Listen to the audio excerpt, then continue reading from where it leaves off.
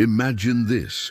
A cop on a quiet night patrol spots a boy lying unconscious by the road, a duffel bag beside him. He opens it and turns pale, his hands trembling as he uncovers a chilling clue to a missing girl's fate. This is the Pine Hollow missing child case, a true crime story that gripped Pine Hollow, Oregon in 2015. Over 22 minutes, we'll unravel the disappearance of 15-year-old Sophie Bennett, the survival of 11-year-old Noah Carter, and a dark investigation that shook a small town to its core. Who did this? What's in the bag that changes everything? Join us for a suspenseful journey of loss, fear, and justice. Welcome to Storyroom by Rico. Subscribe, hit the bell, and let's dive in. Comment below. What would you do if you were that cop? Let's take you back to Pine Hollow, Oregon, June 2015. A small town of 3,000 where everyone knows your name, where kids ride bikes until dusk, where trust is the heartbeat of the community. That trust shattered when 15-year-old Sophie Bennett vanished after a Friday night football game at Pine Hollow High. Sophie was the kind of girl everyone loved, bright, kind, always helping her mom at the local bakery, dreaming of becoming a veterinarian. Her parents, David and Ellen Bennett, were pillars of the town, their bakery a gathering spot, their love for Sophie a quiet strength that held them together. Sophie left the game around 9:30 p.m., her friends waving goodbye. Her planned to walk home, a familiar routine, her house just a mile away. She never made it. By 11 p.m., David called the police, his voice shaking, his fear a rising tide. "She's never late," he said. "Something's wrong." Officer Ryan Mitchell took the call, his 5 years on the force a guide, his gut telling him this wasn't a runaway case. Sophie wasn't the type. She'd left her phone on her bed, her backpack at the game, her life a story that didn't fit with disappearance. The police launched a search, their volunteers a mix of neighbors and classmates, their hope a flickering light. Ryan led the effort, his nights sleepless, his days a blur of interviews and searches through the woods. Sophie's friends mentioned a man at the game, someone watching from the sidelines, his presence a shadow they couldn't place. A local handyman, James "Jimmy" Larson, was questioned, his truck seen near the field, his alibi shaky. He claimed he was fixing a pipe at a client's house, but the client couldn't confirm. With no evidence, Ryan let him go, his suspicion a nagging doubt, his focus shifting to other leads. Weeks turned into months, the town's fear a growing weight, their trust in safety eroding. Sophie's parents held press conferences, their voices breaking, their pleas a desperate cry. "She's our everything," Ellen said. "Please bring her home." The community rallied, their support a small comfort, their whispers a mix of hope and dread. What happened to Sophie? Was she still out there, or was Pine Hollow hiding a darker secret? Fast forward to October 12, 2015, 3 months after Sophie's disappearance. Ryan Mitchell patrolled Old Mill Road, a quiet stretch on the edge of town, his shift a routine one, his thoughts on Sophie's case. It was 8:45 p.m., the night dark, the road empty, his radio silent. Then he saw it. A small shape in the ditch, his headlights catching a figure, his heart sinking with dread. He pulled over, his boots crunching on gravel, his flashlight in hand. It was a boy no older than 11, lying unconscious, his breathing shallow, his body still. Beside him was a black duffel bag, its zipper half open, its weight a question that lingered. Ryan radioed for backup, his voice urgent, his training a lifeline. "I've got an unconscious child on Old Mill Road," he said. "Need medical and support now." He checked the boy's pulse, his fingers finding a faint beat, his relief a fleeting moment. Who was this kid? Why was he here? The boy was identified as Noah Carter, an 11-year-old from Pine Hollow, his parents reporting him missing that morning, his bike found abandoned near the woods, his absence a new layer of fear for the town. Noah was rushed to Pine Hollow General Hospital, his condition critical, his silence a barrier Ryan couldn't break. Ryan stayed at the scene, his focus on the duffel bag, his team securing the area, their movements a quiet urgency. He opened the bag, his hands steady, his breath catching as he saw what was inside. A bloodied scarf, a necklace with Sophie's initials, SB, etched on a heart pendant, a map with marked locations and a handwritten note. "She's gone, stop looking." Ryan's face turned pale, his hands trembling, his mind racing with the implications. This was Sophie's necklace. David had mentioned it in interviews, a gift for her 15th birthday. The scarf, the note, the map, it all pointed to Sophie's fate, a chilling truth that hit Ryan like a punch to the gut. Was Sophie dead? Who did this? Backup arrived, their voices a mix of shock and urgency, their focus on the evidence, their mission a race against time. Ryan briefed his sergeant, his words a summary of the horror. "The bag has evidence tied to Sophie Bennett," he said. "We need to search the woods. Now." The sergeant nodded, his orders clear, the investigation a desperate push for answers. What would you do if you found that bag, knowing a girl's life hung in the balance? Subscribe to uncover the truth behind Sophie's fate. Hit the bell for weekly true crime and comment, "What do you think the note means?" Your support fuels these stories. The map in the duffel bag pointed to a remote area in the Pine Hollow Woods, 10 miles from town, its isolation a red flag Ryan couldn't ignore. He led a search team, their boots trudging through the underbrush, their radios crackling with updates, their hope a flickering light. The area was dense, its silence eerie, its weight pressing on them all. They found a clearing, its center a shallow grave, its contents a confirmation of their worst fears. Sophie Bennett's remains were uncovered, her life taken by a violent act, her body a testament to the town's loss. The medical examiner confirmed her identity, the DNA on the scarf and necklace a match, the cause of death a stab wound, the discovery a gut-wrenching blow that left Ryan reeling. He'd failed her, his promise to her parents a broken vow, his guilt a weight he couldn't shake. Who could do this to a 15-year-old girl? What kind of monster was hiding in Pine Hollow? The police found tire tracks near the grave, their pattern a match for a pickup truck, their lead a thread that pointed back to James "Jimmy" Larson, the handyman Ryan had questioned months ago. Jimmy's truck matched the tracks, his alibi. For Sophie's disappearance a lie, his history a red flag. Neighbors had reported him watching kids at the park, his behavior a quiet menace. Ryan ordered his arrest, his team moving quickly, their focus on Jimmy, their justice a promise they meant to keep. Jimmy was brought in, his demeanor hostile, his eyes cold, his silence a wall Ryan couldn't break. "I didn't do anything," he said, his voice flat. "You've got the wrong guy." But the evidence was mounting, the tire tracks a link, the scarf and necklace a tie to Sophie, the note a taunt that pointed to his guilt. Ryan pushed harder, his questions sharp, his patience thin. "We know you were at the game," he said. "We know you watched her. What did you do?" A red herring emerged. A local teacher, Mr. Evans, had been seen arguing with Sophie at school, his temper a rumor that spread through the town. Ryan interviewed him, his alibi solid. He'd been at a faculty meeting the night Sophie disappeared, his colleagues confirming his story, his anger a misunderstanding over a late assignment. Ryan crossed him off the list, his focus back on Jimmy, his suspicion a fire that wouldn't die. Was Jimmy the killer, or was there someone else out there? Noah Carter woke in the hospital, his condition stable, his memory a fog he struggled to clear. Ryan sat by his bedside, his tone gentle, his questions a careful probe. "You're safe now, Noah," he said.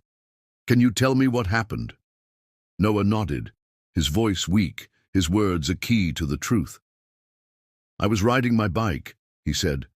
"A man stopped me. He said he'd hurt my family if I didn't help him. He gave me the bag, told me to hide it. Noah's memory sharpened, his fear a shadow that lingered, his courage a light that shone through. "He drove a truck," he said. "He had a scar on his hand. He smelled like cigarettes." Ryan listened, his notes a record of the details, his mind racing. Jimmy had a scar on his hand, his truck a match, his smoking a known habit. But then Noah added a detail that stopped Ryan cold. "There was another man," he said. "He stayed in the truck. He told the first man to hurry." Another man. This was a twist Ryan hadn't expected, his investigation a puzzle with a missing piece, his suspicion a storm that wouldn't calm. He pushed Noah gently, his voice steady, his questions a search for clarity. "What did the other man look like?" he asked. Noah shook his head, his memory a blur, his words a faint clue. "He had a deep voice," he said. "He sounded angry." Ryan's mind raced. Who was this second man? Was Jimmy working with someone? Ryan returned to Jimmy, his interrogation a renewed battle, his questions sharper than ever. "Who were you with?" he asked. "Noah saw another man. Who is he?" Jimmy smirked, his silence a taunt, his words a chilling deflection. "You're fishing," he said. "I worked alone." But Ryan didn't believe him, his gut screaming that there was more to this case, a hidden layer of darkness waiting to be uncovered. Jimmy's smirk, his refusal to break, only fueled Ryan's determination, his need for justice, a fire that burned hotter with every passing second. "Let's pause here for a moment. What would you do if you were Ryan, facing a suspect who might be hiding an accomplice? How would you get him to talk?" The investigation took a new turn, the possibility of a second suspect, a twist that changed everything. Ryan dug deeper into Jimmy's life, his team combing through his phone records, his bank statements, his contacts, their search a desperate hunt for clues. They found a name, Travis Keller, a 42-year-old drifter with a history of petty theft, his connection to Jimmy a thread that couldn't be ignored. Travis had been seen with Jimmy at a bar the week before Sophie disappeared. Their conversation heated, their departure a quiet exit that raised red flags. Ryan brought Travis in, his demeanor nervous, his eyes darting, his story a web of lies. "I don't know Jimmy that well," he said. "We just had a drink, that's all." But Ryan pressed harder, his questions a trap Travis couldn't escape. "We have witnesses," he said. "They saw you together. Noah heard you in the truck. What did you do to Sophie?" Travis broke under the pressure, his voice shaking, his confession a flood of words. "Jimmy wanted her," he said. "I just drove the truck. I didn't touch her, I swear." Travis's confession revealed the chilling truth. Jimmy had planned Sophie's abduction, his obsession a dark force that consumed him, his need to control a sickness that led to murder. Travis had been his reluctant accomplice, his role to drive and dispose of evidence, his fear of Jimmy a chain that kept him silent. "He said he'd kill me if I talked," Travis said. "I didn't want any part of it." Ryan listened, his anger a storm, his justice a promise he wouldn't break. How would you feel hearing an accomplice claim they were just along for the ride? A shocking twist in Sophie's case. Subscribe to see the second suspect's fate. Hit the bell for weekly. True crime and comment. Should Travis face the same punishment as Jimmy? Your support fuels these stories. With Jimmy and Travis in custody, Pine Hollow grappled with the truth, their grief a heavy shroud, their love for Sophie a light that refused to dim. Sophie's family held a memorial at the town square, their voices breaking, their words a tribute to their daughter. "She was our sunshine," David said, his voice trembling. "She loved animals. She loved this town. We'll never be the same." The community gathered, their tears a shared burden, their support a quiet strength that held the family together. Noah Carter attended the memorial, his presence a symbol of survival, his words a quiet promise. "I wish I could have saved her," he said, his voice small, his guilt a weight he couldn't shake. The town embraced him, their compassion a balm, their whispers a mix of sorrow and gratitude. Noah's parents stood by him, their love a shield, their fear a shadow that lingered. "He's so brave," Clara said, "but he shouldn't have to be. How would you comfort a child like Noah, carrying the weight of a killer's actions?" The investigation uncovered Jimmy's motives, his journal a window into his mind, his obsession a dark thread that ran through every page. "She smiled at me once," he wrote.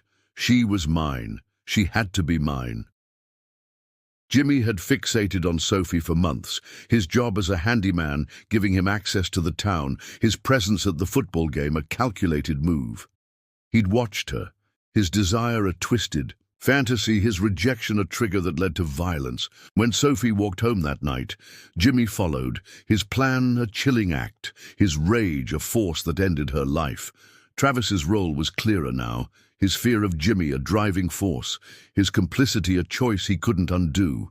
"I needed the money," he admitted. "Jimmy promised me a cut if I helped. I didn't know he'd kill her." Travis's cowardice, his refusal to stop Jimmy, made him complicit, his guilt a weight he couldn't escape. Ryan wrestled with his own emotions, his anger at Jimmy a fire, his pity for Travis a flicker, his duty a line he wouldn't cross. "They both failed her," he said. "They both deserved to pay." The town's reaction was visceral, their fear a lingering shadow, their anger a storm that wouldn't calm. Parents kept their kids closer, their trust in strangers shattered, their whispers a mix of rage and sorrow. "How did we not see him?"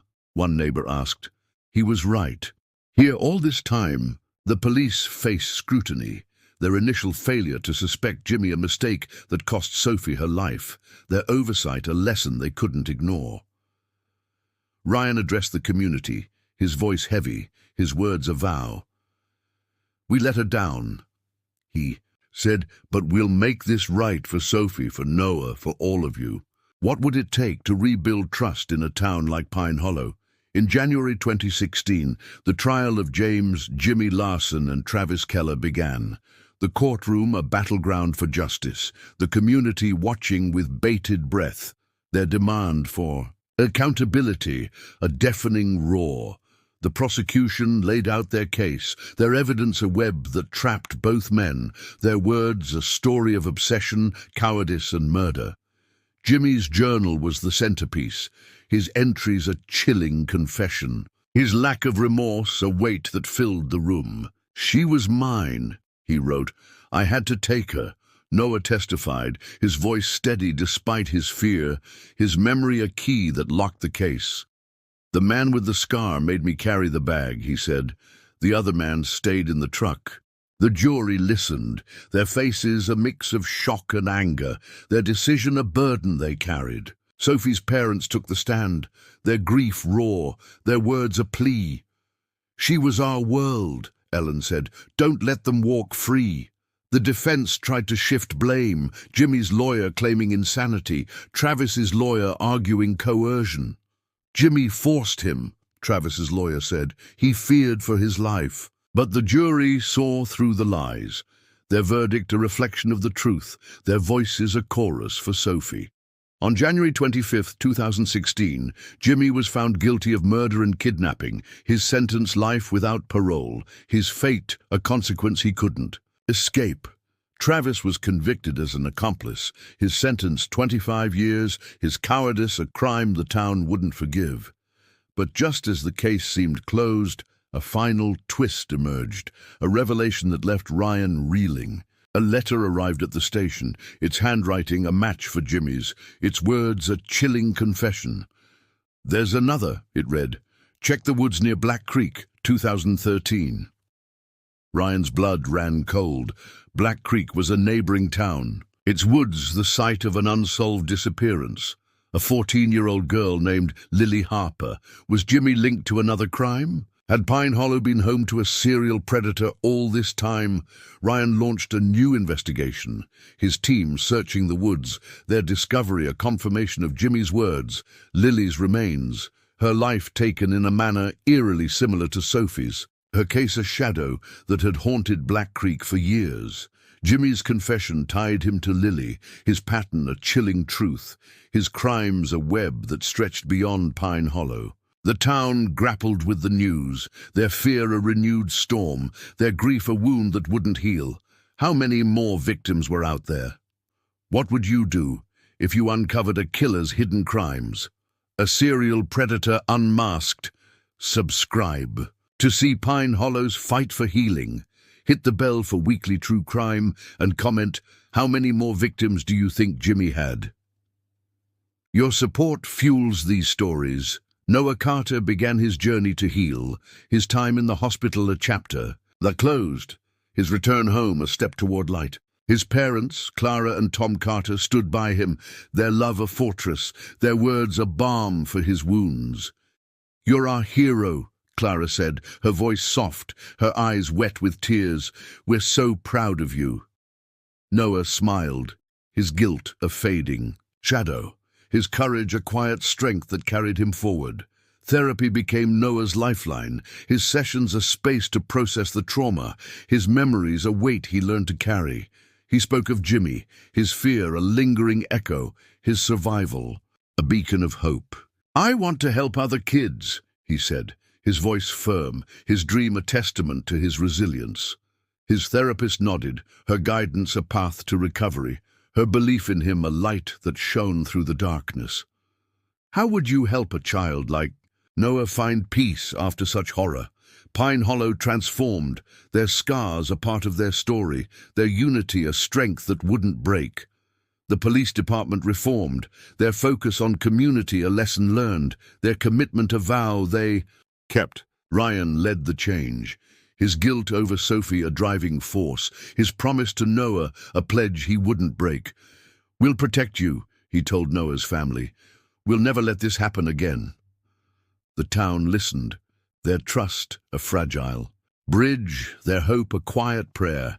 The community launched the Sophie Bennett Safety Initiative, their goal to protect their children, their efforts a tribute to her memory. Parents volunteered, their time a gift, their support a way to heal, their love for Sophie a flame that burned bright. "She'd want us to keep kids safe," David said, his voice steady, his daughter's legacy a guiding star. The initiative grew, its impact a ripple that spread, its mission a shield for the future.